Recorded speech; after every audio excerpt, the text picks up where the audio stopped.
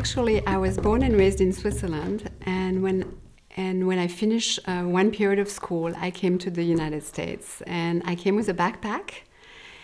And then I met my husband-to-be in Canada in a youth hostel, and he's a painter, and I'm still married to him years later. And we went to the desert in the Southwest, and he would stop in the middle of nowhere and paint for hours at a time.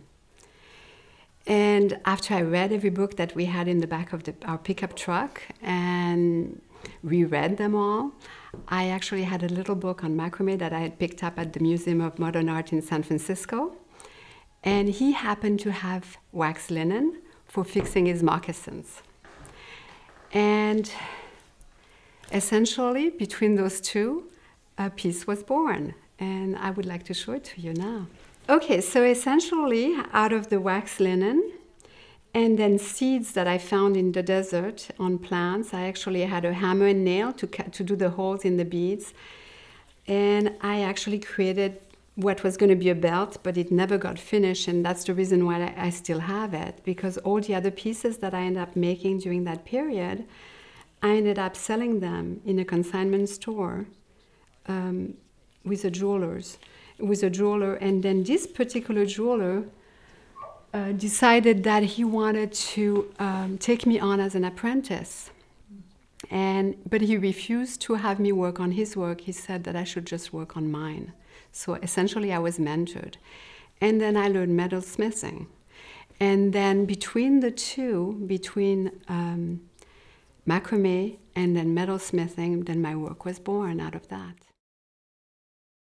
But one of the things that he taught me at the time, as much as he was teaching me metalsmithing, silversmithing, he was also teaching me a lot of things about life. And one of the things that he taught me was that I needed also to be very involved with the process of creating a piece of work, not just the finished result. And one of the things that I found is that as much as I liked metalsmithing, I preferred fiber and textile. And so I became a fiber artist making jewelry.